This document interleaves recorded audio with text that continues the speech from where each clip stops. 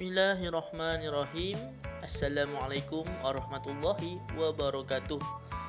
Baik, kembali kita dalam pembelajaran untuk ibadah bagi minggu yang keempat.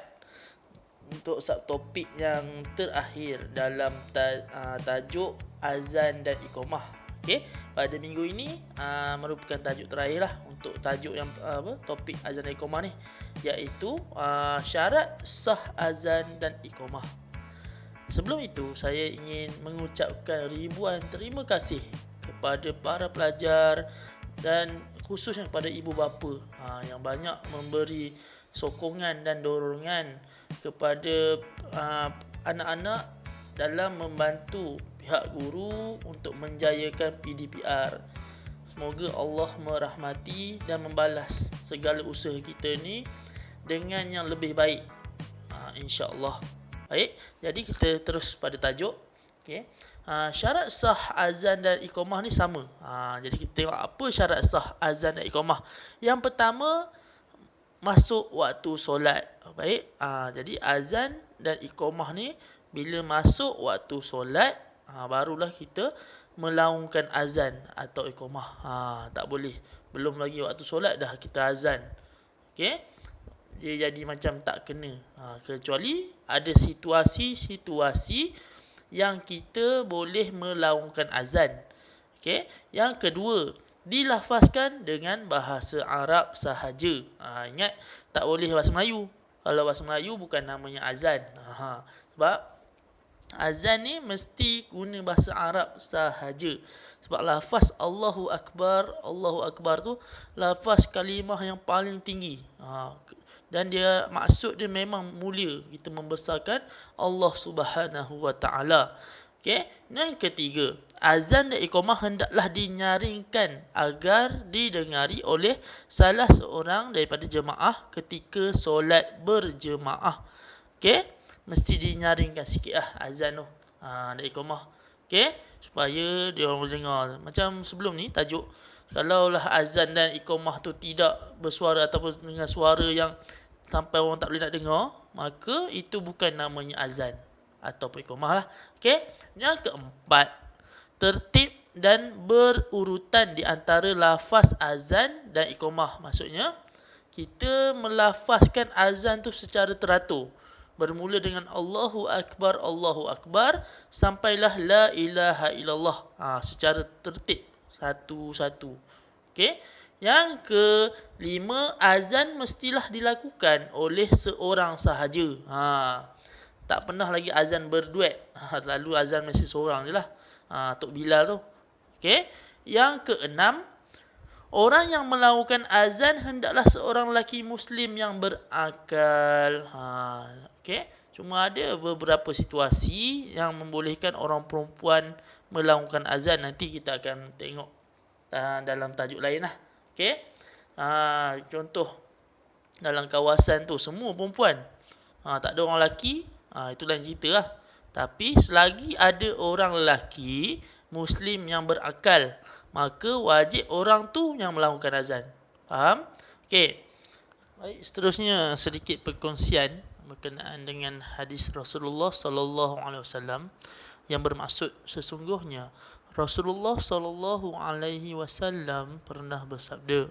Maksudnya, jika seruan solat iaitu azan dikumandangkan, syaitan pun lari ke belakang seraya mengeluarkan suara kentut hingga azan tidak terdengar. Jika seruan azan itu telah selesai, dia datang lagi hingga jika seruan solat iaitu iqamah itu kembali dikumandangkan. Maksudnya, bila azan dia datang sampai kita pun tak dengar azan, dia mengganggu kita lah, tak dengar azan. Lepas tu dia dah settle dia kacau tu, kemudian dia akan undur balik, dia pergi tempat lain lah. Kemudian dia akan datang balik bila iqamah. Nampak? Okey, sambung balik hadis tadi. Dia mundur ke belakang lagi jika pengulangan iqamah itu telah selesai. Kalau iqamah tu dah selesai, dia balik ke belakang. Dia datang lagi, lalu dia membisikkan sesuatu di benak seseorang, maksudnya di hati. Nampak? Habis je iqamah kan orang tunaikan solat, maka syaitan tu datang balik dan dia akan bisikkan sesuatu dalam hati kita. Okey. Dia berkata kepadanya, ingatlah begini dan begitu. Yakin sesuatu yang sebelumnya dia tidak mengingatinya sehingga dia tidak menyedari berapa rakaat dia telah mengerjakan solat.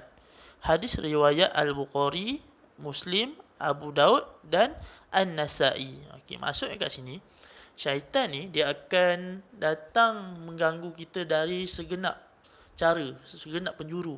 Daripada azan sampailah ke iqamah, sampailah menunaikan solat pun dia akan ganggu kita. Nampak? Tapi sebagai orang Islam, kita kena usaha untuk mendapatkan khusyuk. Andai kata kita solat tidak khusyuk, maksudnya syaitan dah berjaya ganggu kita. Sebab tu ada setengah orang, kalau kadang-kadang semayang sampai tak ingat sekarang ni rakaat keberapa aku tengah buat. Maksudnya syaitan telah mengganggu dia. Sebab itulah sebelum nak tunaikan solat tu, sebenarnya wuduk kita kenalah sempurna dahulu. Sempurna wuduk, maka solat kita insya-Allah tidak akan diganggu oleh syaitan. Baik, jadi ini latihan pada muka surat 17.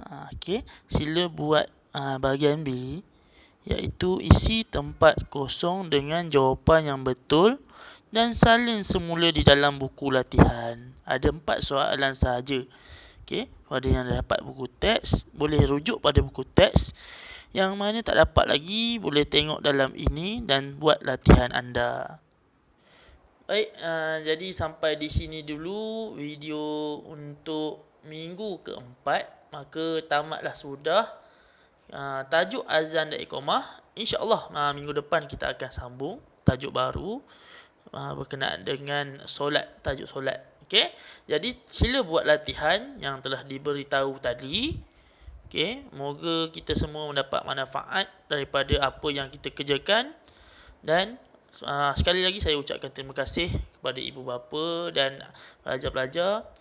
Semoga perjalanan kita ini dalam membina ataupun